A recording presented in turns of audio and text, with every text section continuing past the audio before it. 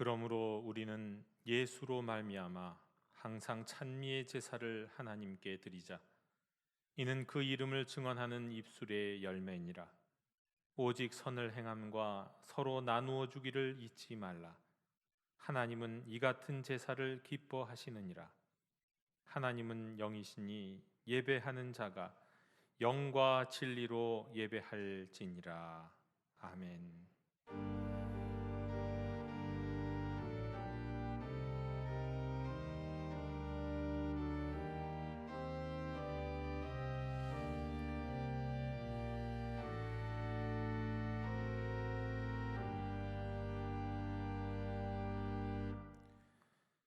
만물이 약동하는 이 좋은 계절에 저희 심령에 활력을 주시는 전능하신 하나님 아버지께 영광을 돌리옵나이다.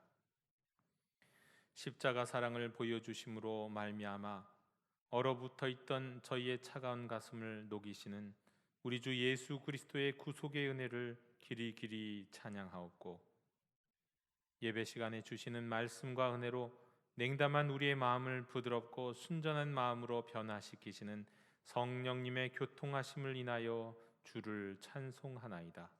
성부, 성자, 성령께 세세무궁토록 영광이 있을지어다.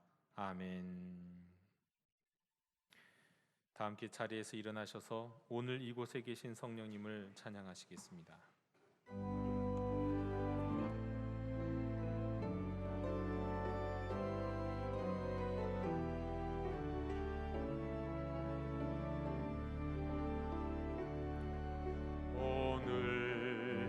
이곳에 계신 성령님, 우리에게 말씀하시고 우릴 가르치소서.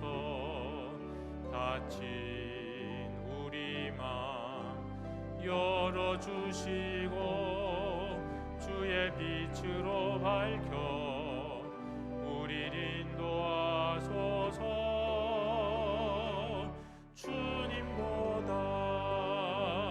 앞서지 않고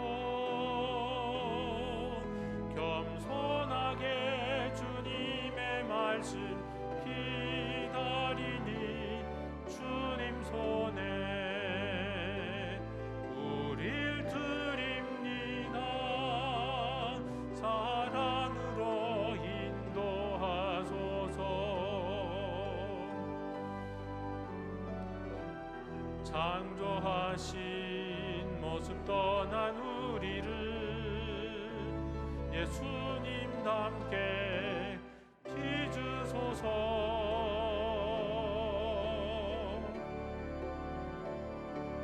주님보다 앞서지 않고 겸손하게 주님의 말씀 기다리니 주님 손에 우릴 드립니다. 사랑으로 인도하소서. 사랑으로 말씀하소서.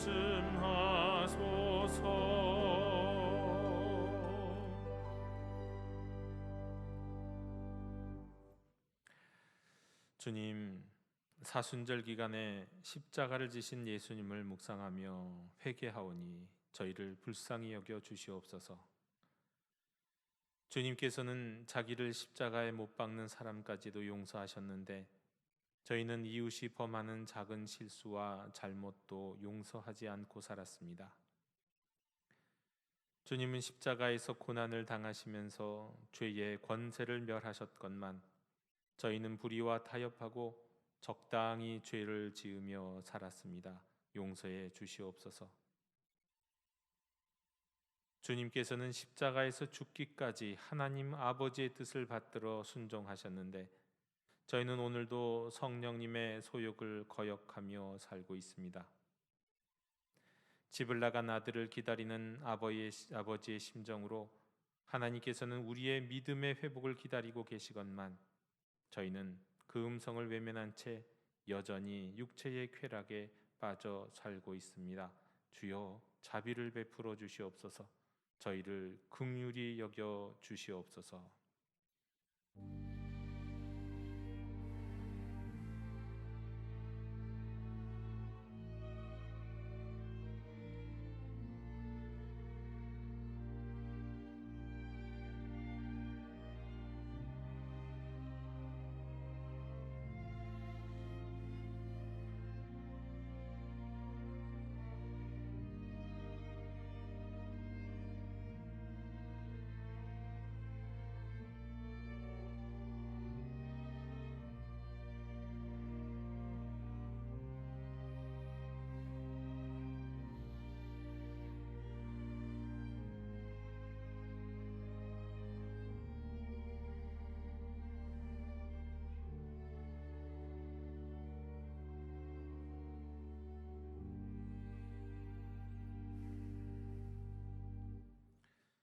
여호와의 말씀이니라.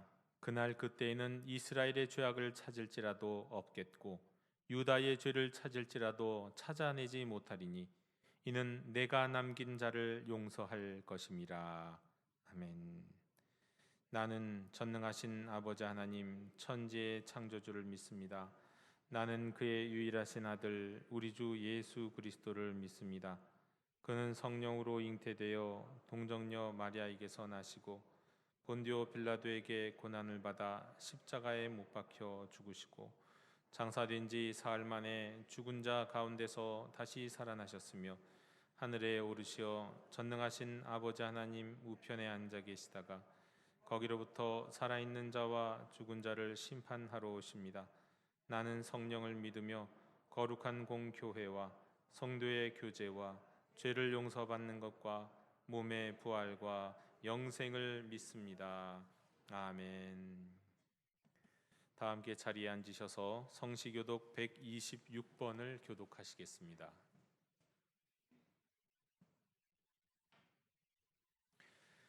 여호와여, 나의 영혼이 주를 우러러 보나이다.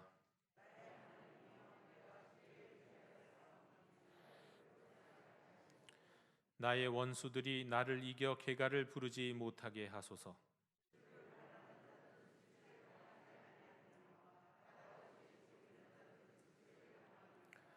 여호와여, 주의 도를 내게 보이시고 주의 길을 내게 가르치소서.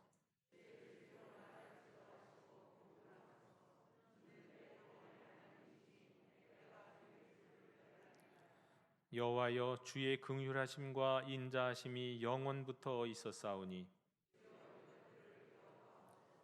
여호와여, 내 젊은 시절의 죄와 허물을 기억하지 마시고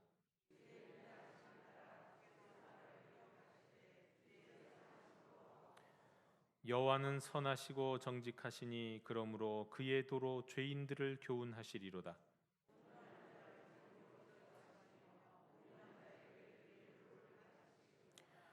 여호와의 모든 길은 그의 언약과 증거를 지키는 자에게 인자와 진리로다. 아멘.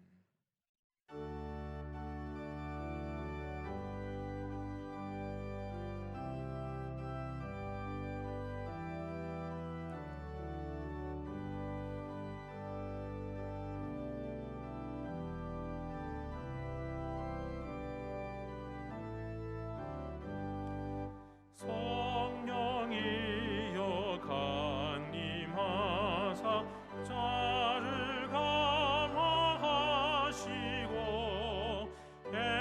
애통하며 회개한 마 충만하게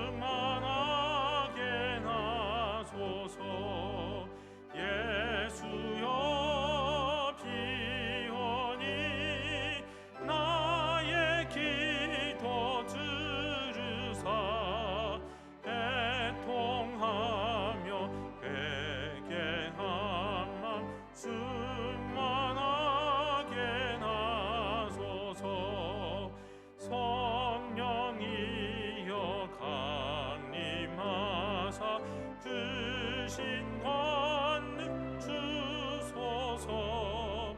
원하옵고 원하오니 충만하게 나소서.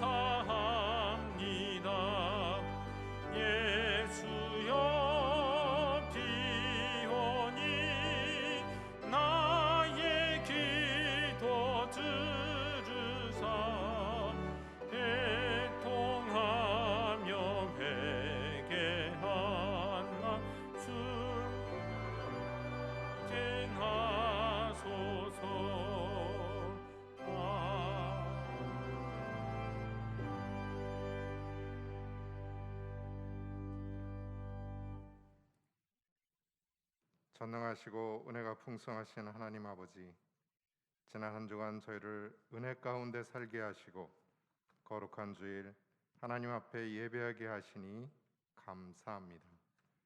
성령님 함께 하셔서 감사로 드리는 영과 진리의 예배로 인도하셔서 하나님께만 영광 돌리는 산제사 되게 하시옵소서. 부족한 저희들이 한 주간 살아오면서 하나님을 사랑하기보다 세상이 주는 즐거움을 사랑하고 이웃을 사랑하기보다 이기적으로 나의 유익만을 구했으며 우리가 무심코 뱉은 말로 남에게 상처를 주고 경건치 못한 행실로 믿음의 자녀답게 살지 못했으며 행동으로는 옮기지 않았지만 마음으로 지은 죄와 도움이 필요한 이웃들에게 무관심한 죄를 범한 죄인들입니다. 우리의 죄를 자복하고 회개하오니 용서하여 주시고 주님의 보혈로 씻어 정결케 하여 주셔서 같은 죄를 반복하지 않도록 우리의 심령을 지켜 주시옵소서. 예수님의 고난을 묵상하는 사순절입니다. 경건한 마음으로 주님의 십자가를 묵상하며 고난의 의미를 깨닫게 하시고 십자가 없이는 부활도 없음을 알게 하시고 날마다 주님의 마음을 품고 주님이 걸어가신 순종의 길을 따라 우리가 져야 할 우리의 십자가를 기쁘게 지고 영광의 주님만을 따르기로 결단하는 사순절 기간이 되게 하시옵소서. 새롭게 대통령을 선택하여 세우신 하나님, 세우신 위정자들에게 지혜와 능력을 주셔서 이념과 지역 간 갈등이 해소되고 분열된 국민들의 마음을 하나로 합쳐지게 하시고 정치가 안정되고 경제의 위기가 극복되게 하셔서 정의롭고 공정한 모두가 더불어 잘 살아가는 건강한 나라 되게 하시옵소서. 코로나의 확산이 절정의 시기를 지나고 있는 이때에 주님이 우리를 위해 일하시고 계시는 줄로 믿고 감사를 드립니다. 위중증 환자들을 지켜주시어 사망자가 늘어나지 않도록 지켜주시고 의료진들에게 지치지 않도록 새 힘을 주시며 지금의 위기를 잘 극복할 수 있도록 도와주시고 일상으로의 회복과 예배와 교회의 사역을 위해 슬기롭게 준비할 수 있도록 인도하여 주시옵소서. 육신의 질병으로 고통받는 교우들을 치유하여 건강하게 하시옵소서. 치유하신 은혜에 감사하며 또 다른 고난 가운데 있는 이들을 위해 기도하며 위로하는 치유받은 상처자가 되게 하시옵소서. 우리의 다음 세대들이 교회, 학교와 가정에서 말씀과 사랑으로 양육을 받아 믿음과 신앙이 계승되게 하시고 학업과 취업, 결혼을 앞두고 있는 젊은이들에게 예비하신 선한 길로 인도하여 주시옵소서. 러시아의 침략으로 인한 우크라이나에 속히 전쟁이 그치고 평화가 회복되어 무고한 생명이 희생되지 않도록 저들을 지켜 주시옵소서. 잊혀져 가고 있는 미얀마에도 군사 정권으로부터 시민들이 자유함을 얻게 하시고 평화적인 복음 통일이 속히 이루어져 북한 주민들이 자유롭게 살게 하시고 구원받게 하시며 또한 산불로 인해 삶의 터전을 잃어버린 이재민들에게 다시 일어설 용기를 주시어 새롭게 살아가도록 도와주시고 우리의 관심과 사랑이 저들과 나눌 수 있게 하시옵소서. 영도교회의 머리가 되시는 주님, 박계온 담임 목사님을 영육간에 강건하게 지켜주시고 성령의 지혜와 총명을 주시어 영도교회를 향한 주님의 뜻을 밝히 알게 하셔서 오직 주님 뜻대로 인도하게 하시고 안으로는 모든 교우들이 복음으로 새로워져 서로 사랑하는 건강한 교회 되게 하시고 밖으로는 우리의 삶의 자리에서 빛과 소금으로서 세상을 이롭게 하는 교회로 세워져 가게 하시옵소서. 생명의 말씀을 전하시기 위해 다니엘 세우신 말씀의 사자에게 성령이 함께 하시어 선포되는 말씀이 능력이 되어 듣는 이들의 심령이 변화되게 하시고 말씀에 순종하기로 결단하게 하셔서 삶으로 완성되어지는 예배되게 하여 주시옵소서. 예배를 위해 정성으로 준비한 할렐루야 찬양대의 특송을 기쁘게 받아주시고 예배를 준비하고 섬기는 모든 이들에게 복 주시어 맡겨진 직분을 잘 감당케 하시고 주님이 주시는 기쁨과 평강으로 채워 주시옵소서. 죄인인 우리를 위해 십자가의 죽으심으로 하나님의 사랑을 우리에게 확증하신 우리 구주 예수 그리스도 이름으로 기도합니다. 아멘.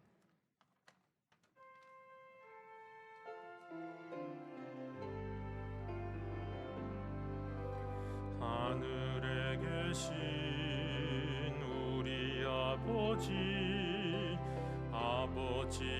이름을 거룩하게 하시며 아버지의 나라가 오게 하시며 아버지의 뜻이 하늘에서와 같이 땅에서도 이루어지게 하소서.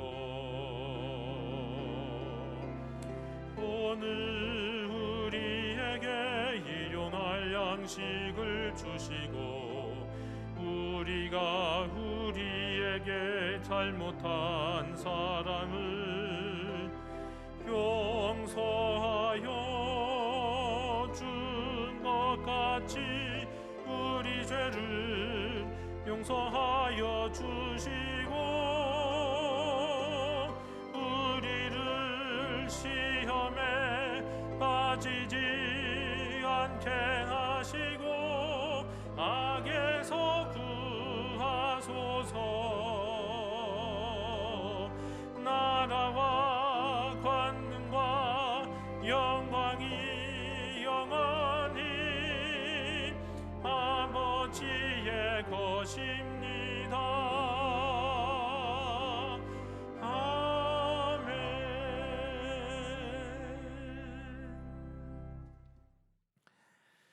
공동체 소식을 전해드리겠습니다. 우리 좌우에 계신 분들과 함께 평화 인사를 나누시겠습니다. 주님의 평화를 빕니다. 우리 온라인으로 또 예배드리는 모든 분들께도 주님의 평화를 빕니다. 오늘은 우리가 사순절 세 번째 주일로 지키고 있습니다. 주일 예배 1, 2, 3, 4부 예배 계속 드리고 있고요. 새벽 예배, 수요 기도회 오전 오후로 또 금양로 기도회 드리고 있습니다. 또 교회학교도 교회학교 각 부서에서 우리 예배를 함께 온라인과 오프라인을 함께 지금 예배를 드리고 있습니다. 여러분 아시다시피 지금 코로나 오미크론으로 인한 확진자들이 그냥 역대급이죠. 어마어마한 사람들이 코로나로 확진되고 있고 우리 교회뿐만 아니라 어마어마합니다. 학교에 가면 한 반에 10명에서 5명씩 확진됐다는 반들도 있고요. 아주 어마어마한 상황입니다. 그렇기 때문에 당분간 우리가 예배는 거리두기를 하면서 드리지만 우리 공과 공부라든가 이런 것들 교회 학교는 당분간은 조금 자제하고 그렇게 소그룹 모임 또 마스크를 벗고 모이는 모임들은 철저하게 자제하도록 하겠습니다. 다음 주일은 우리가 선교 주일로 지킵니다. 우리 셀리더 인턴교인 수요일에 오전 오후로 진행이 됩니다. 성례 주일이 부활 주일에 있습니다. 이때 우리가 세례 또 어린이 세례 입교 이 세 가지가 다 있겠는데 우리 어린이 세례와 또 세례 입교 교육이 오늘부터 시작이 됩니다. 우리 시작 시간 또 장소를 참고해 주셨으면 좋겠습니다. 4월 초하루 새벽 기도회 2주 남기는 했지만 또 미리 기억하시라고 4월 1일 금요일 우리 초하루 새벽 기도 있다는 거 기억하시면 좋겠습니다. 이번 주에 성경 통독하신 분은 서령순 권사님이십니다.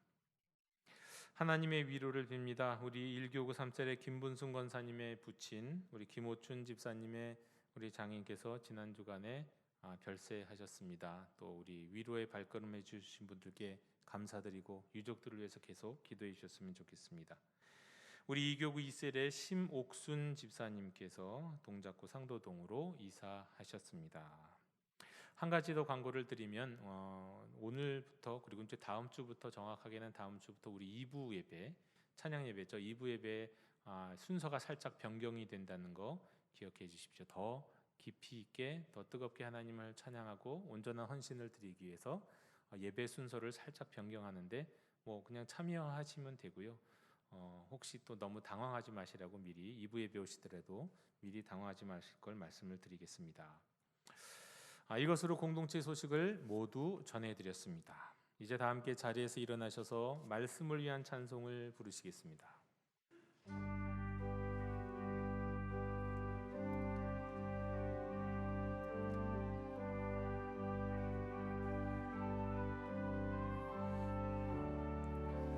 말씀하소서 여호와여,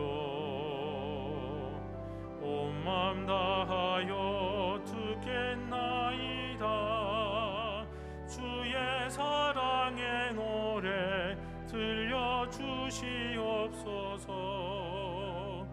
듣겠나이다.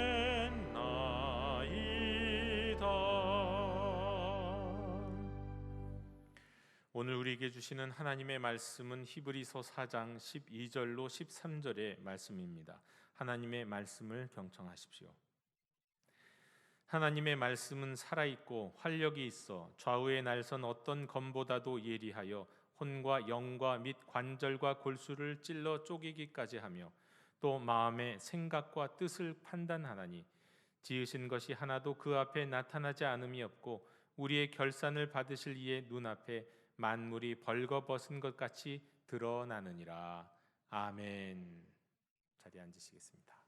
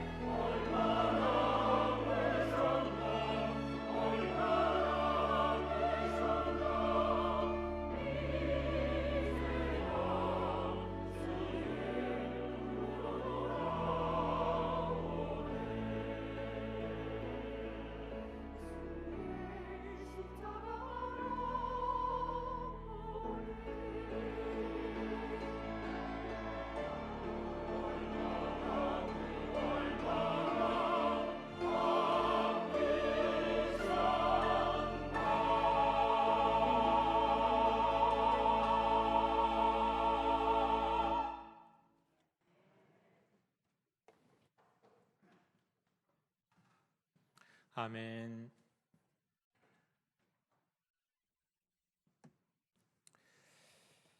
장자의 이 양생주 편을 보면은 포정이라는 사람이 소를 잡는 이야기가 나옵니다. 포정이라는 사람이 문해군이라는 사람 앞에서 소를 잡습니다. 정육점에서 소를 잡듯이요.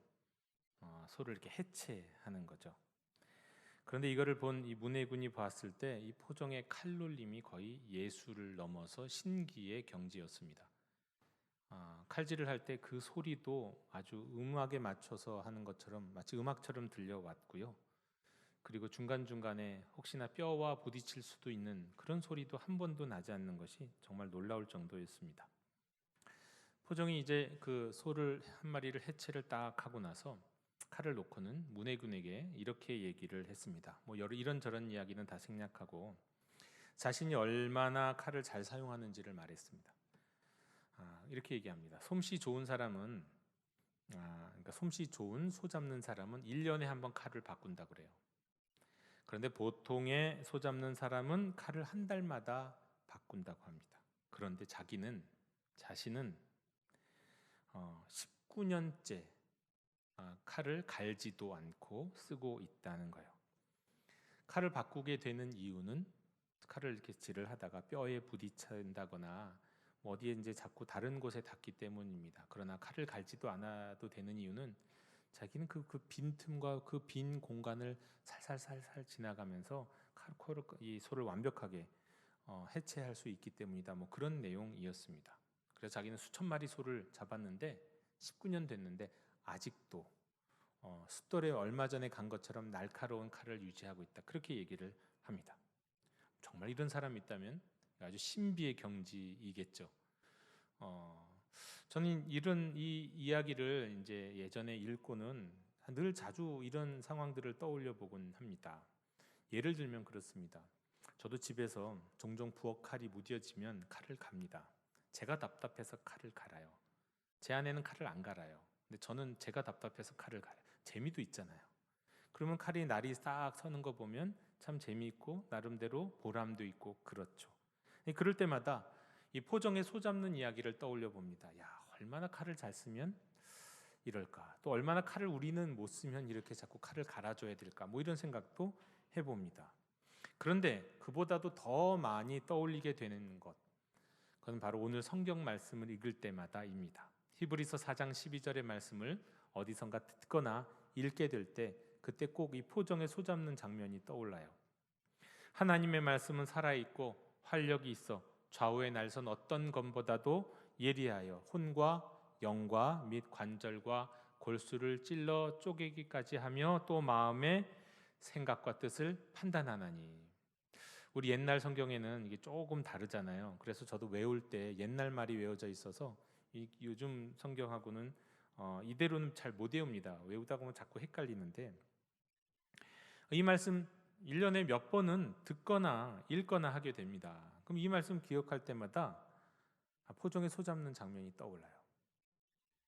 그런데 왜 그럴 수밖에 없냐면요. 뭐 단지 칼, 날카로운 칼 이것 때문이 아니에요. 뭐 관절과 골수를 찔러 쪼개기까지 하며 단지 이 표현 때문이 아닙니다. 여기는 합당한 이유가 있습니다. 정말이지 이 히브리서 4장 12절에서 말씀하는 좌우의 날선 어떤 검, 좌우의 날선 검이라는 게 뭐 할 때 쓰는 검이냐면요, 정말 소 잡을 때 쓰는 검이에요. 네. 여러분은 제사장이 가장 잘하는 게 뭐라고 생각하세요? 구약의 제사장, 우리가 레위기를 묵상하고 있는데 제사장의 전공이 여러분 뭐라고 생각하십니까? 율법 전공이죠, 그들에게. 그리고 하나님 앞에서 그 율법을 외우고 율법을 지키는 거, 말씀, 어떻게 보면 모세오경 말씀 맞아요. 전공자들 만드는데요. 그것에 대한 전공, 그 이상으로 이 제사장들은 무엇에 대한 전공자냐면요, 칼이요. 사실은 이들은 칼 전공자입니다. 왜냐하면 실제로 여러분 제사가 어떻게 진행됩니까? 제사가 진행될 때는 희생 제물을 가지고 제단 앞에 이 제사를 예배를 드리는 사람이 희생 제물을 가지고 오면 제사장이 이제 희생 제물을 가지고 온 다음에 그 다음에 제물 가져온 사람이 그 제물에다가 안수를 하고 그 다음 이 제사장이 건네받죠. 그러면 제사장은 그걸 어떻게 할까요? 피를 다 쏟게 만들고 결국은 큰 옆에 제단 옆에 있는 도마 같은 데서 소잡듯이 해체해요. 그러니까 우리가 이 제사의 장면은 상당히 잔인해요. 그래서 오늘날 이 제사 장면은 19세, 18세 이런 것이 딱 그냥 딱 그려질 정도로 제사 장면을 우리가 눈으로 볼 수 없을 정도로 그런 모습입니다. 그런데 이때마다 이 제물을 해체하는 게 바로 제사장이거든요. 제사장 전공이에요. 네. 그리고 그 제사장이 사용하는 좌우의 날선 검, 그때 그 칼을 사용하는 거거든요. 포정이 소를 잡을 때 사용하는 칼 같은 것을 바로 제사장들은 그때 사용하는 겁니다. 때문에 저는 이 상황들을 생각할 때마다, 이 말씀을 기억할 때마다 항상 이제 포정이 같이 떠오르게 되는 거죠. 그러면서 저는 여기다가 몇 가지를 또 더 생각합니다. 뭐냐? 제사장들이 사용하던 그 좌우의 날선 검, 희생 제물을 해체하면서 그러다가 보면 또 CTC로 무뎌져서 칼을 갈아야 했겠죠. 그런 검이죠. 또 장자가 지어낸 이야기 속에서, 이건 이 지어낸 이야기죠. 그 지어낸 이야기 속에서 포종이 소잡을 때 사용했다는 그 칼, 그 검, 다 이게 동물을 해체하는 데 사용하는 칼일 뿐이에요. 그리고 그 비슷한 흉내를 우리는 낼 수 있어요. 우리도 비슷한 흉내는 낼 수 있잖아요. 그런데 이와 달리 히브리서 4장 12절에서 말씀하는 그 검은요, 하나님의 말씀으로서 혼과 영을, 마음의 생각과 뜻을, 그 모든 것들이 다 낱낱이 드러나도록 예리하게 자르고 찔러내고 구분해 나간다는 거예요. 하나님의 말씀은 그렇다는 거예요. 여러분, 하나님 말씀이 혼과 영을 구분해요. 어떻게 그게 가능합니까? 생각과 뜻을 어떻게 구분하나요? 그게 하나님의 말씀은 가능하다는 거예요. 저 이거 생각할 때 유전자 가위가 떠오르곤 합니다. 유전자 가위라고 들어보셨죠? 유전자 가위는 가위가 아닙니다. 네, 그냥 가위가 아니에요. 우리가 생각하는 딱쏙딱쏙하는 그 가위가 아니라 실제로는 효소 같은 거를 사용해 갖고요.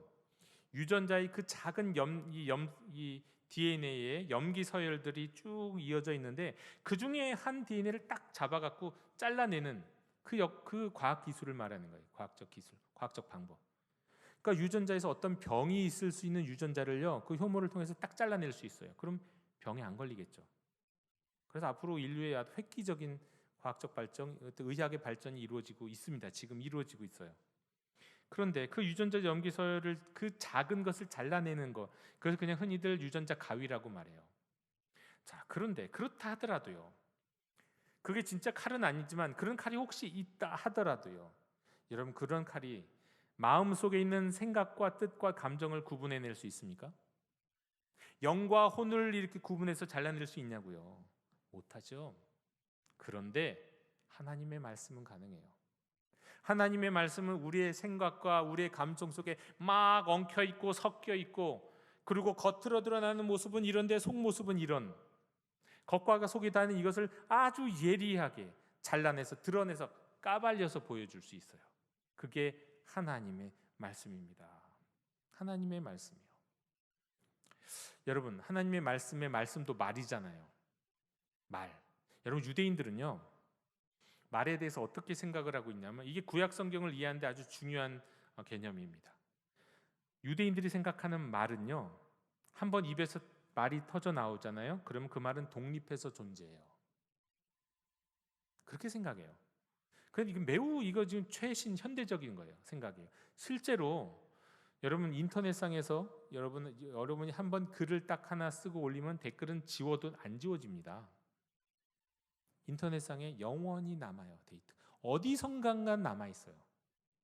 그 사이트에선 지워지는 것 같지만 어딘가는 그 흔적이 남아 있다는 거예요. 안 지워져요. 그뿐만 아니라 과학자들은 그런 얘기를 해요. 우리가 오늘 나도 모르게 나 혼자서 나의 골방에서 혼자 내 입으로 던지는 이 말이요, 이 말은요, 나중에 과학이 발전하면 어느 순간인가는 과거에 누가 했던 말을 다 마치 녹음기를 틀듯이 끄집어낼 수 있대요. 왜냐하면 이 우주가 기억하고 있기 때문에요. 우리의 말은 우주가 기억합니다. 그러니까 우리가 말 한번 내뱉는 건 그렇게 중요한 거예요. 그래서 이스라엘 백성들은 그 말을 축복하는 말도 아주 귀하게 여겼고, 혹시나 누군가를 저주하거나 비난하거나 거짓말하면 그것에 대한 책임감을 크게 느낄 수밖에 없었어요. 그 말은 영원하기 때문에, 마치 영원하게 어떤 독립해서 존재하기 때문에 아무도 못 들은 것 같아도 말이죠. 그런데 하물며 하나님의 말씀이잖아요. 하나님의 말씀은 오죽하겠습니까? 이사야 55장 11절의 말씀입니다. 내 입에서 나가는 말도 이와 같이 헛되이 내게로 되돌아오지 아니하고 나의 기뻐하는 뜻을 이루며 내가 보낸 일에 형통함이니라. 여러분, 하나님의 말씀은 절대, 하나님이 하신 말씀은 헛되게 돌아오지 않아요. 하나님의 말씀은 반드시 이루어집니다. 하나님 말씀은 영원해요. 오늘 우리 히브리서 4장 12절에서도 말씀하잖아요. 하나님의 말씀은 일단 살아있는 말씀이에요. 왜 살아있는 말씀입니까? 하나님이 살아계시니까요. 이런 막강한 권력을 행사하던 대통령도요, 임기 말이 되면 레임덕이 되잖아요. 공무원들이 말을 안 들어요. 대통령이 뭐라고 해도 말 안 듣잖아요. 이거 다 아시잖아요, 상식적으로. 지금도 이제 그런 시기가 돼버렸죠. 자, 레임덕이 없는 독재자라든가 왕이라고 한번 생각해 보십시오. 그럼 독재자나 왕은 그러면 영원할까요? 그가 살아있을 땐 나름대로 그들의 말에 영이 있을 수 있지만 그들이 죽으면요, 그들의 말의 효력도 떨어져 버려요. 그런데 하나님은요, 하나님은 영원히 살아계신 분이세요. 그러므로 하나님이 하신 말씀은 영원히 권능의 말씀이고 이루어지는 말씀이고 능력의 말씀이에요. 무시할 수 없는 말씀이에요. 살아있는 하나님이시기 때문에. 그리고 하나님의 말씀은 활력 있는 하나님의 말씀이랍니다. 활력 있다는 거 무슨 뜻이냐면요, 에너지를 생각하시면 돼요. 왜냐하면 이 활력과 우리 영어 단어 에너지가 같은 어원을 갖고 있거든요. 활력 있다? 에너지가 무한하다, 그런 뜻이에요. 에너지가 넘친다는 뜻이에요. 그렇죠. 하나님의 말씀은 하나님이 창조주, 에너지의 창조주요, 하나님이 에너지의 근원이시니 그분의 말씀은 에너지가 넘치겠죠. 영원히 멈추지 않는 에너지예요. 우리가 뭐 핵 원자력 생각하다가 요즘 핵 융합을 생각하잖아요. 훨씬 더 오랫동안 무한히 사용할 수 있는, 무한 사실은 아니지만 거의 무한히 사용할 수 있는 에너지라고 생각하고, 핵 융합에 대한 이야기들이 굉장히 많이, 그 연구를 많이 하고 우리나라가 앞서가고 있죠. 네. 그러나 이 에너지, 진정한 에너지의 근원이신 하나님의 말씀이에요. 그러므로 그 하나님의 말씀은 이루어지는 말씀이요, 절대로 몇천 년 전에 하신 말씀이라고 하더라도 오늘날 절대 효력이 떨어지는 말씀이 아니라는 거예요. 그 말씀, 이루어지는 말씀, 능력 있는 말씀입니다. 자, 그런데 오늘 히브리서 4장 12절에 대해서 우리가 살짝 좀 오해를 하고 있는 부분이 있는데요. 이것 때문에 우리는 히브리서 4장 12절 생각할 때마다 하나님의 말씀은 우리의 골수와 관절을 다 찔러 쪼개고 영혼을 찔러 쪼개는 아주 그냥 쏙 들어오는 말씀이야.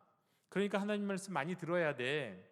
우리가 하나님 말씀 듣고 있으면 그 하나님의 말씀이 우리 깊은 곳에 들어와서 우리를 변화시키실 거야. 예수 안 믿는 저 사람도 하나님의 말씀 듣는 자리에만 데리고 가면 그 말씀이 저 사람을 그냥 찔러 쪼개가면서 그 영혼을 막 움직이셔갖고 하나님 믿는 사람으로 바꾸시고 변화시키실 거야. 하나님 말씀은 권능 있는 말씀이야. 이렇게 생각하는데요, 물론 그래요. 물론 하나님 말씀은 그런 말씀 맞아요. 하지만 이 히브리서 4장 12절에서의 맥락은 좀 달라요.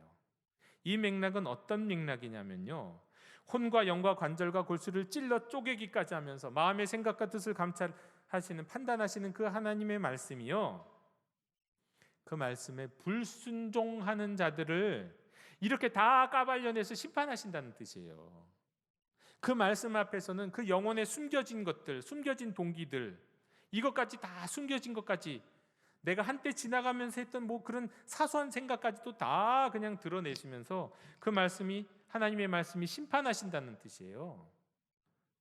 그러니까 이 말씀 앞에서 우리는 두려워해야 되는 거죠. 하나님의 말씀 앞에서는 우리는 두려워해, 무서워해야 할 필요가 있어요. 하지만 저는 오늘 이 하나님의 말씀이요, 우리의 심령을 쪼개서 역사하는 말씀이기도 하고 실제로 또 그러니까, 그러나 또 오늘 본래 본문이 말씀하는 바처럼 불순종하는 이들에게 몸과 영혼을 심판하시는 말씀, 그런 말씀이기도 하지만 오늘 말씀에 또 뭐라고 말씀해요? 좌우의 날선검이라고 그랬잖아요. 좌우의 날선검, 양날의 검이라는 차원에다가 초점을 맞추고 말씀을 나누길 원합니다. 양날의 검, 여러분 그렇습니다. 하나님의 말씀은 양날이 날카롭게 세워진 검이에요. 여러분 도와 검의 차이 아시죠? 도는 한쪽 날만 서 있는 거예요. 그 도의 뒤는요, 이게 해도 배지지 않아요. 갈려져 있지 않기 때문에. 그러나 검은요, 양쪽이 날이 서 있어요. 이쪽으로도 이쪽으로도 다 양쪽으로 쓸 수 있는 게 검이에요. 하나님의 말씀은 그러니까 양날의 검입니다. 어떤 의미에서 양날의 검일까요? 하나님의 말씀은 그 말씀을 붙들고 그 말씀을 신뢰하고 그 말씀을 믿음으로 받아들이는 이에게는 복된 말씀이에요. 축복의 말씀, 영광의 말씀이에요. 약속의 말씀. 그런데 그 말씀은 그런 자에게 그 말씀은요 인생을 형통하게 하고 마귀를 악마의 세력을 물리치기도 하고 하나님의 임재로 인도하는 그런 말씀이에요. 너무 유익하죠. 정말 복돼요. 하지만 그 말씀을 듣고도 믿지 않고 순종하지 않고 그 말씀을 앞세우지 않고 그 말씀 앞에서 내 욕심과 욕망을 앞세우면 그 말씀은 관절과 골수를 찔러 쪼갤 뿐만 아니라 우리의 영혼을 찔러 쪼개시면서 우리를 심판하시는 말씀이 되는 거예요. 그래서 양날의 검입니다. 하나님의 말씀은요. 순종할 땐 나를 지켜요. 나를 보호해 주세요. 내게 능력이 되세요. 하지만 불순종할 때는 나를 때려요. 나를 판단하고 내게 심판이 되시는 말씀이 하나님의 말씀인 줄로 믿습니다. 여러분, 하나님의 말씀을 이렇게 무겁게 받아들이실 수 있어야 돼요. 오늘날 하나님의 말씀을 소중히 여기는 개신교가 어떻게 보면 그 하나님의 말씀을 가장 가볍게 여기는 것 같다는 생각이 들어요. 주님의 말씀을 들었으면 그 말씀 앞에서 우리는 치유도 받고 위로도 받아야 되지만 그 말씀을 따르고 헌신하고자 하는 부담도 항상 가져야 돼요. 그런데 오늘 너무나도 쉽게 말씀을 한 귀로 듣고 한 귀로 흘러버리죠. 여러분, 하나님의 말씀은요 믿음으로 받고 순종하는 이게 복된 말씀, 들어도 무시하고 외면하고 자신의 욕심을 더 앞세우는 사람에게는 심판의 말씀이라는 걸 꼭 기억하셔야 됩니다. 최근 우리의 가장 큰 관심을 끌고 있는 국제 뉴스가 있습니다. 오늘도 보니까 1부, 2부, 3부 예배 기도 때마다 항상 우리 기도하시는 분들께서 그렇게 똑같은 기도를 하셨어요. 러시아의 우크라이나 침공 관련 뉴스입니다. 그런데 여러분 아시나요? 러시아인의 70%가 그게 형식적이긴 하겠지만 그래도 기독교인이라는 거. 그것도 러시아 정교회인입니다. 정교회인이에요. 심지어 푸틴도 형식적으로는 정교회 신자예요. 그리고 그도 연간 무슨 이 정교회 중요한 절기 때가 되면은요, 옷 다 벗고 마치 침례하듯이 물속에 그 차가운 물속에 들어갔고 자기를 씻고 하는 그런 예식 온 국민들한테 다 보여줘요. 겉으로는 이 정교회 신자인 것처럼 보여요. 진짜인지는 모르겠지만 말이죠. 그런데 그 러시아의 정교회, 그 정교회에서 가장 높은 지도자를 총대주교라고 하는데요. 이 러시아의 총대주교 키릴이 푸틴이 우크라이나를 침공하기 바로 전날인 2월 23일에 푸틴과 그의 침략을 어떻게 얘기했냐면요. 그날을 어떤 날이냐고 했냐면 조국 수호자의 날이다 라고 얘기했고, 그러면서 축하했어요. 그리고 푸틴의 용기와 러시아의 안전을 위해서 전쟁에 참여하는 그 모든 군인들의 희생 정신을 칭송했어요. 축복했어요. 또 러시아 정교회는 이 전쟁에 참여하는 것을 뭐라고 얘기하냐면 복음에 따른 이웃사랑을 실천하는 것이다, 그렇게 얘기했어요. 여러분, 이 얘기가 옛날 얘기가 아니에요. 지금 이루어지고 있는 우크라이나 침공 바로 그때 이루어진 일이에요. 바로 한 달도 안 된 일이에요. 그러면서 또 이게 번역된 거라 저도 이 표현이 어색하긴 한데요. 참됨과 선함이라는 높은 도덕적 이상에 충성하는 모범이 된다. 이 침략 전쟁을 그렇게 말했어요. 그러면서 푸틴의 영혼의 평화를 빌어주고요. 푸틴이 러시아 백성을 향해서 고매하게 헌신하는 사람이라고 말하고, 그리고 푸틴을 위해서 하나님 푸틴을 도와주세요라고 그렇게 기도했어요. 여러분, 하나님의 말씀을 앞세우고 그 하나님의 말씀에 순종해야 이 교회 아닌가요? 근데 러시아 정교회는요, 그 러시아 정교회의 지도자가 어떻게 이런 침략 전쟁을 일으킨 푸틴을, 그리고 그 침략 전쟁에 참여하는 군인들을 이렇게 축복할 수 있는 걸까요? 어떻게 이럴 수가 있을까? 게다가 또 얼마 전에는 이제 세계 교회 협의회 총무대행이 러시아 그 총대주교 키릴에게 편지를 썼어요. 당신이 좀 평화의 중재자가 되어 주세요. 당신 말하자면 푸틴하고 친하니까 푸틴에게 가서 좀 평화의 중재자가 되어주세요. 막 이렇게 편지를 썼더니 러시아 이 키릴 주교에게서 온 답장은 뭐냐면 자꾸 러시아의 입장만 딱 늘어놓고는 오히려 세계 교회 협의회가 서방 쪽에 치우쳤다, 그런 얘기를 하는 거예요. 제가 상식적으로 러시아 입장을 모르는 바는 압니다. 뭐 아시는 분들은 아실 거예요. 네. 뭐 그런 거 모르는 건 아니에요, 그 입장을. 그러나 적어도 교회는 하나님의 말씀에 따르고 하나님의 말씀을 앞세워야 하지 않을까요? 그들 민족, 그들 나라의 어떤 그 이익을 앞세우기 이전에 세계의 시민, 하나님, 세계 모든 인류를 사랑하시는 그 하나님의 말씀, 온 이를 창조하신 그 하나님의 말씀을 앞세워야 되는데, 이 러시아 정교회는, 이 지금 러시아 정교회 총대 주교 키릴은 교회를, 하나님의 말씀을 앞세우지 않고 이 러시아 민족의 이익을 앞세웠어요. 이게 문제라는 겁니다. 죄 없는 사람들이 지금 죽고 다치는 이런 상황이 계속 벌어지고 있는데, 뭐 그래서 뉴스에는 뭐 화학 무기를 사용할지도 모른다느니 핵무기를 사용할지도 모른다는 이런 얘기가 계속 나오고 있는데도 평화를 위해서 중재하고 전쟁을 멈추라는 얘기는 하지 않고 그들을 축복했어요. 왜 그럴까요? 왜 이럴까요? 도대체 이건 러시아의 역사를 좀 알면 이해가 됩니다. 러시아는 지금부터 1000년 전쯤에 블라디미르 황제 때 기독교화가 됐어요. 원래 이 블라디미르 황제는요, 기독교인이 되어오는 것을 별로 이렇게 탐탁지 않게 여겼습니다. 왜냐하면 당시엔 기독교인이 되려면은요, 사제 앞에서 이 고개를 숙이고 또 무릎을 꿇고 세례를 받아야 되는데, 내가 황제인데 내가 누구 앞에서 고개를 숙여, 내가 누구 앞에서 무릎을 꿇어, 이렇게 생각했거든요. 그래서 결국 그 지역의 사제로부터 세례를 받지 않았어요. 그런데도 여러 가지 필요상 종교를 하나를 택하고, 그중에 이제 기독교가 가장 적당한 것 같고, 기독교를 택해서 이 기독교를 하나의 통치하는데 사용하길 원했어요. 그래서 블라디미르 황제는 어떻게 하면 좋을까 생각하다가 정교회에서 가장 높은 지도자라고 할 수 있는 당시의 콘스탄티노플 대주교에게 자신이 세례받을 되겠다라고 생각했어요. 근데 그것도 사실 탐탁지 않은 거예요. 그래, 자기 권위가 낮춰질 수 있다는 생각을 한 거예요. 그래서 어떻게 생각을 했냐면, 그래, 내가 콘스탄티노플 그 도시를 점령해 버려야겠다. 그리고 그 대주교를 어떻게 보면 끌어내 갖고 그가 나를 세례주게 만들어야겠다, 이런 식으로 생각을 한 거예요. 실제로 그렇게 했어요. 실제로. 그리고는 러시아는 기독교화가 됐어요. 이런 황제에 의해서 이렇게 기독교화되다 보니까 러시아 정교회는요, 처음부터 정교 분리가 되지 않았어요. 교회가 어떻게 보면 황제의 권력에 복속되어 있었고요, 항상 눈치를 보면서 살아왔어요, 교회가. 그 때문인지 러시아가 나중에 공산화되기 전, 지금부터 한 100여 년 전쯤에 공산화되기 전에 어떤 일이 있었냐면, 러시아가 제정 말기에 엄청나게 타락했죠. 빈부의 차가 엄청났어요. 황제와 또 그 귀족들과 황제의 족속들은 평민들이 어떻게 사는지 관심도 없어.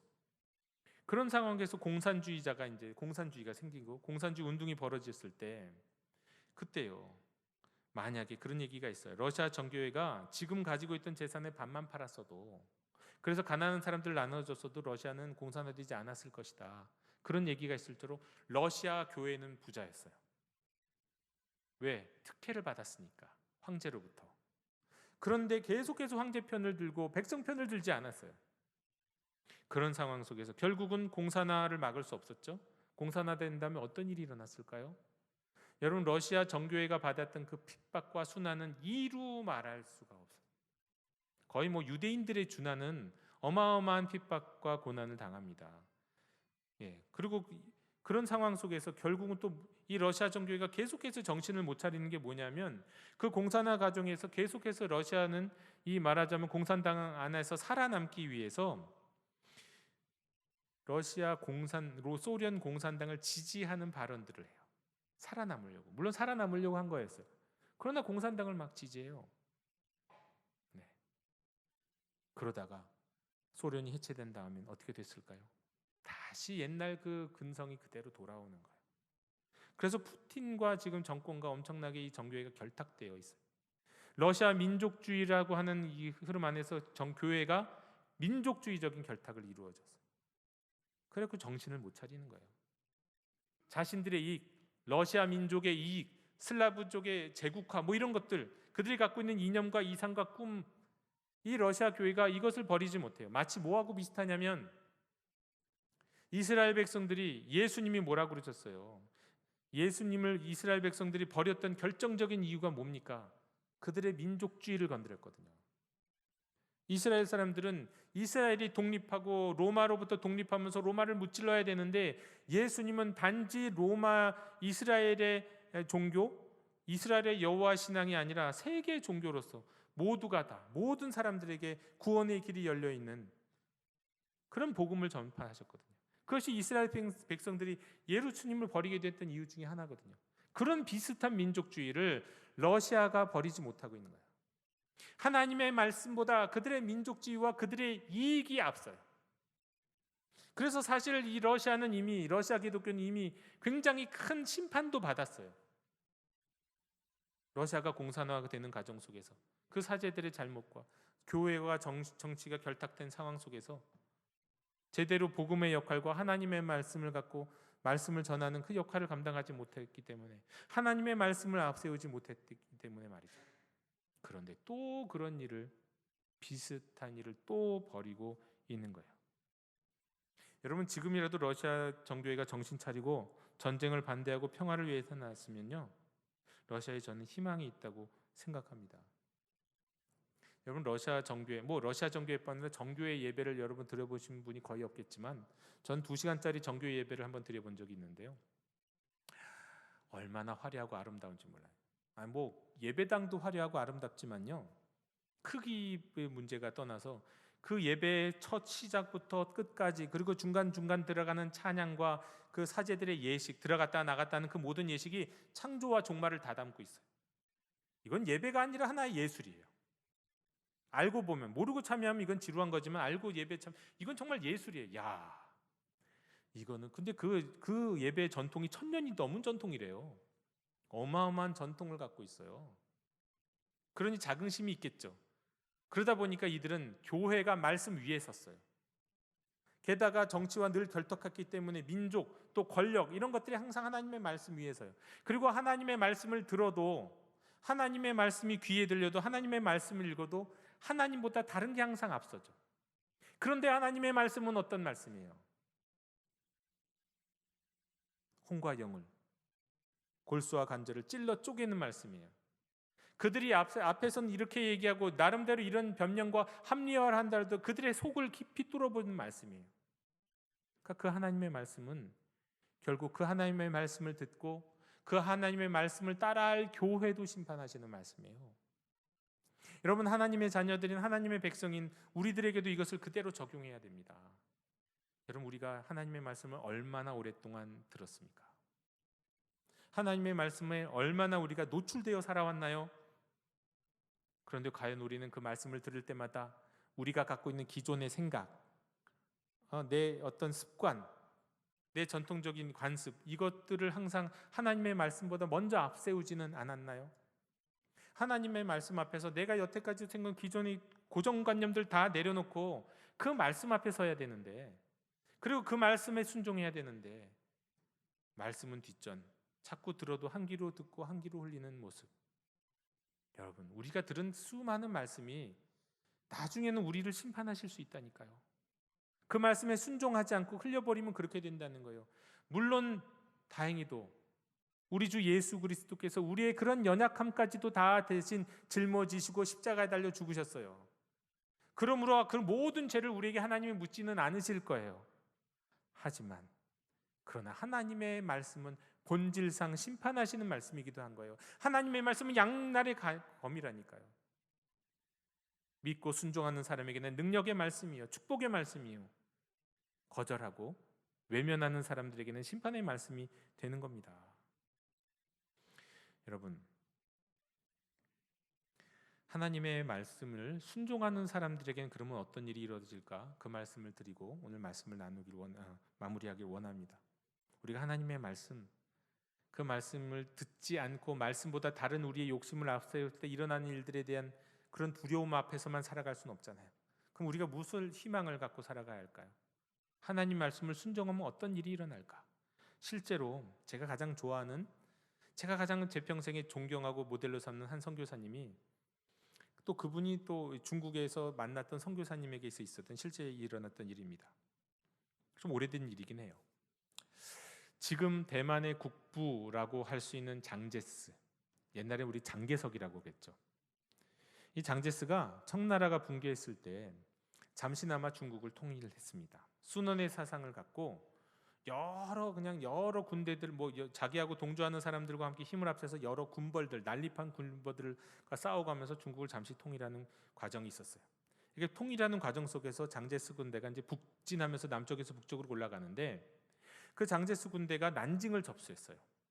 그런데 이 장제스의 군대, 이 군인들 가운데는요, 일부는 공산주의자들이었어요. 처음에는 그랬어요. 그 공산주의자들이 막 약탈을 했습니다. 난징으로 들어가서요. 그런데 어느 곳을 약탈했냐면 한 선교회 건물에 난입했어요. 마침 거기에는 난징대 교수이면서 미국인 선교사였던 분이 계셨습니다. 근데 그때 그 공산주의자들이, 공산당 군인들이 난입하고 또 약탈하려고 오는 사람들이 들어왔을 때 이 선교사님이 마음으로 이런 다짐을 했어요. 나는 별로 이렇게 훌륭한 그리스도인도 아닌데, 그래, 이번 기회에 나는 산상수훈의 말씀, 곧 원수를 사랑하고 또 누가 오리를 가자고 하면 심리를 가주라고 한 그 말씀 내가 시험해 보리라. 그 말씀을 따르면, 이 말씀에 순종하면 어떤 일이 일어나는지 내가 시험해 볼 거야 라고 마음으로 자기 자신에게 이야기하고 결단했어요. 그때 공산당원인 한 군인이 개머리판으로 선교사님의 한쪽 가슴을 콱 때렸어요. 개머리판으로 때리면 엄청 아픕니다. 저도 굉장히 아파요. 그런데 선교사님 어떻게 했을까요? 이쪽을 맞고는 이쪽을 열어서 여기를 또 때려달라고 그 군인한테 여기를 때려주세요 그런 거예요. 아니, 이 군인은 깜짝 놀라가지고 총을 떨어뜨려야 돼요. 이런 사람이 다 있어. 시민들이 약탈자 무리의 가세에서요, 그 선교에 난입해 갖고는요, 선교에서 돈 될 만한 것들 막 끄집어내고 가구들을 막 끄집어내고 훔쳐가기 시작했대요. 그런데 이제 거기서 제일 좋은 것 중에 하나, 제일 커다란 것 중에 하나, 2인용 이 침대가 있었는데요. 그 침대가 침실에서 끌려 나올 때 층계에 갇혀서 옴짝달싹 못하게 되었습니다. 그때 이 선교사님은 침대를 끌어내려고 안간힘을 쓰는 사람들, 제가 도와드릴게요 하고는 가서 열심히 그 침대를 날라드리려고 했대요. 그랬더니 그 약탈하려고 했던 사람들이 머리끝까지 얼굴을 붉히면서 미안해갖고 도망갔대요. 또 그들이 다양한, 그 사람들 가운데 일부 사람들은 이 다양한 과일 통조림을 보면서 이거 어떻게 먹는 거냐고, 이거 뭐냐고 궁금해했대요.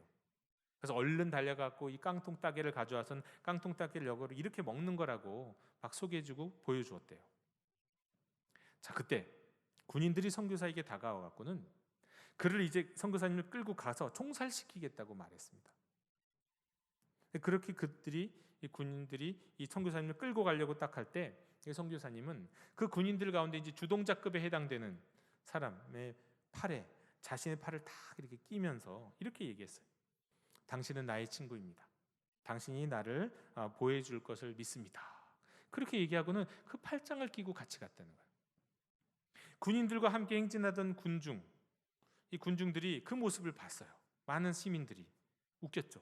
아니, 총살당할 사람이 총살 집행할 책임자와 함께 다정하게 지금 팔짱을 끼고 오는 거예요. 그 모습을 봤던 군중들이 행진하다가 딱 멈추고는 그렇게 얘기했대. 이 사람은 놔줍시다. 이 사람은 놔줍시다. 그러자 군인들이 그를 놔줬어요. 그 가운데 어떤 사람 또 이렇게 얘기했습니다. 우리 미국을 위해서 만세삼창합시다. 그래서 미국 만세 하는 그 만세삼창을 드리면서 그 선교사님은 집으로 돌아왔다는 겁니다. 실제 있었던 일이에요, 여러분. 여러분, 그 집으로 돌아가면서 선교사님은 기쁨이 넘쳤습니다. 말할 수 없는 기쁨이. 왜요? 나 살았다. 그걸까요? 아니요, 나 살았다는 기쁨보다 내가 하나님의 말씀, 산상수훈의 말씀에 순종했더니 그 말씀이 나를 이렇게 지켜주시는구나, 그 말씀이 나를 이렇게 보호해 주시는구나, 이것을 경험했기 때문에 그런 겁니다.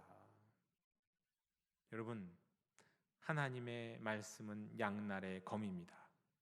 이스라엘에겐 구원이었던 것이 열방에겐 심판이었고 재앙이었던 것처럼 하나님의 말씀은 그 말씀에 순종하는 자에게는 축복과 형통을 가져오지만 그 말씀에 불순종하는 이들에게는 그 영과 혼을 찔러 쪼개면서 그 안에 숨겨진 의도와 동기까지 다 드러내서 심판하시는 말씀이라는 거예요. 여러분 영어 단어 리브 아시잖아요. 살다. 그런데 그걸 딱 바꿔놓으면 어떻게 됩니까? 이블이 돼요. 이블. 악이 되죠. 마귀가 되고 사탄이 돼요. 이블, 악. 살다의 반대가 악이 될 수도 있는 거예요. 여러분 그와 비슷하게 하나님의 말씀도 그 하나님의 입에서 나오신 그 말씀은요, 순종하는 자에겐 복이요 불순종하는 자에겐 저주가 되는 말씀이에요. 그럼 우리가 하나님의 말씀 앞에 날마다 어떻게 서야 할까요? 말씀을 외면한다고 나 말씀 못 들었어요, 난 전혀 알지 못하는 말씀이에요. 여러분 그렇게 핑계 댈 수 없습니다. 그 말씀 여기 다 있거든요. 왜 그 말씀 안 읽었지? 내가 줬는데. 안 읽은 게 잘못이죠. 하나님 말씀 우리가 외면한다고 그 말씀이 말씀 아닌 게 아니고 내가 몰랐다고 얘기할 수 있는 말씀이 아닌 거예요. 여러분, 영도교회 형제자매 여러분, 오늘 들으신 말씀도 마찬가지입니다. 이 말씀도 양날의 검이에요. 때문에 처음부터 듣지 아니함이 조금은 더 나았을 수도 몰라요. 하지만 외면하고 듣지 않았다고 이게 핑계될 수 없다고 말씀드렸죠. 오직 우리는요, 우리의 속사람을 예리하게 드러내 보여주시는 그 하나님의 말씀 앞에서 기쁘게 자원한 마음으로 순종할 때 이 말씀 복된 말씀이 되고 능력의 말씀이 되고 세상을 이기고 마귀를 이기는 말씀이 되고 세상 돌파해 나가는 말씀이 되고 은혜로운 말씀, 축복의 말씀이 되지만 살아있고 활력 있는 좌우의 날선 어떤 것보다도 예리한 모든 것을 드러내 보여주시는 하나님의 말씀이 우리를 심판하지 아니하도록 말씀 앞에 겸허하게 순종하는 마음으로 그 말씀 앞에 설 수 있는 저와 여러분이 되셨으면 좋겠습니다. 오직 언제나 모든 하나님의 말씀이 저와 여러분의 삶을 복된 길로 인도하여 주시기를, 그래서 하나님의 도우심 가운데 그 말씀의 능력을 경험하며 사는 저와 여러분이 되기를 주님의 이름으로 축원합니다. 하나님, 오늘 우리에게 주신 이 말씀 귀하게 여기고 또 이 말씀 앞에 겸허히 서서 말씀에 순종함으로 복을 누리는 저희들 될 수 있도록 도와주시옵소서. 하나님이 주신 말씀 앞에서 우리의 숨겨진 모든 그릇된 동기들은 다 드러나게 될 것입니다. 우리의 욕심도, 우리가 합리화하고 있는 모든 것들도, 거짓들도 다 드러나서 심판받게 될 것입니다. 오직 저희는 하나님 말씀하시는 말씀 들을 때마다 순종하고 따르고 믿고 신뢰함으로 그 말씀이 주시는 축복, 말씀 안에 숨겨져 있는 풍성한 삶을 누리며 살아가는 하나님의 자녀들이 될 수 있도록 인도해 주시옵소서. 예수님의 이름으로 기도하옵나이다. 아멘. 이 시간 응답의 찬송 204장 부르시며 봉헌하시겠습니다.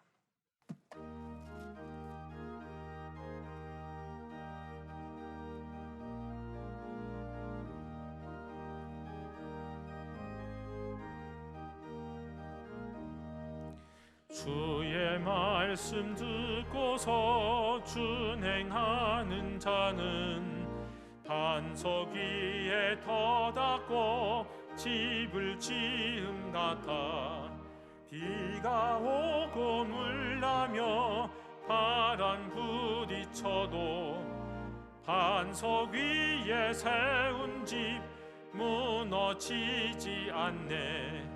잘 짓고 잘 짓세 우리 집 잘 짓세 만세 반석 위에다 우리 집 잘 짓세 주의 말씀 듣고도 행치 않는 자는 모래 위에 터닫고 집을 지음 같아 비가 오고 물나며 바람 부딪힐 때 모래 위에 세운 집 크게 무너지네.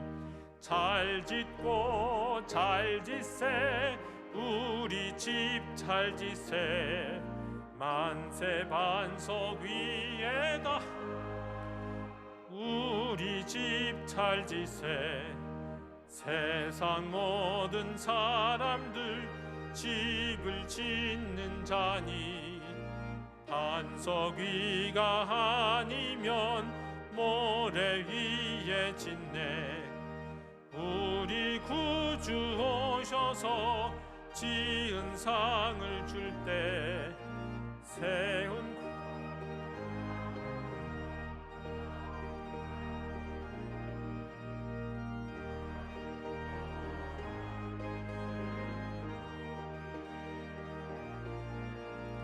만세 반석 위에다 우리 집 잘 지세. 주님, 이 시간 감사와 찬양 가운데 말씀에 응답하며 예물을 드립니다. 헌신합니다. 기쁘게 흠양하여 주시옵소서. 양날의 검과 같은 하나님의 예리하신 말씀 앞에서 살아가는 저희들이오니 말씀 가운데 은혜 받고 말씀으로 축복을 받으며 말씀으로 능력을 얻으며 살아가게 해 주옵소서. 되려 그 말씀이 저희 삶의 심판으로 작용하지 아니하도록 늘 순종하며 살게 해 주옵소서. 주여, 이 예물을 드리는 성도들의 삶을 보살펴 주시옵소서. 육신의 질병을 고쳐 주시옵소서. 마음의 평화를 허락해 주시옵소서. 삶의 돌파구를 열어 주시옵소서. 모든 흐트러진 관계가 회복되게 하시옵고 무엇보다 믿음 없는 가족들에게 구원의 은총을 허락해 주시옵소서. 기도하면 기도 가운데 하나님과의 깊은 사귐의 자리로 나아갈 수 있도록 인도해 주시옵소서. 또한 전 세계 열방 가운데 하나님이 함께하여 주셔서 이 코로나가 속히 지나가게 하여 주옵시고 우크라이나의 전쟁이 속히 평화로운 상태로 바뀔 수 있도록 인도해 주시옵소서. 감사드리며 예수님 이름으로 봉헌기도 드리옵나이다. 아멘. 다 함께 자리에서 일어나셔서 결단의 찬양을 함께 부르시겠습니다.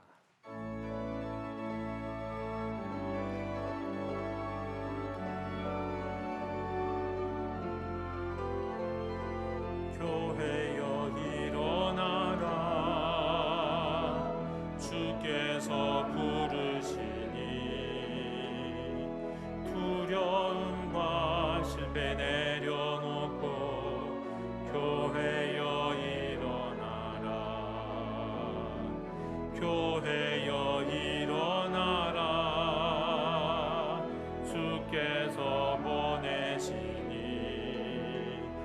우릴 부르신 삶의 자리에서 교회여 일어나라. 우린 세상의 빛 하나님의 편지 주의 교회를 통해 세상이 주를 버리라. 일어나라. 아버지 사랑으로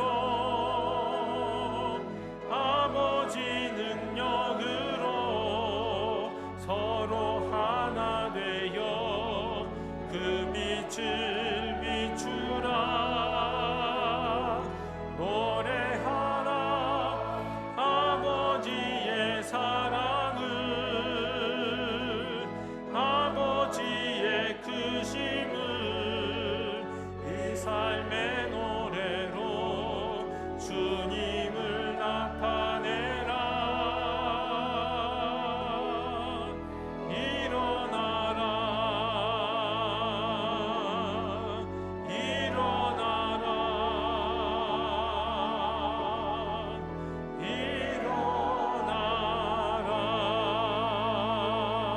일어나라. 지금은 우리 주 예수 그리스도의 은혜와 하나님의 크신 사랑과 성령님의 친교가 양날의 예리한 검과 같은 하나님의 말씀 앞에서 순종하며 살기 원하는 모든 하나님의 자녀들 머리 위에 지금부터 영원토록 함께 계시기를 간절히 축원하옵나이다. 아멘.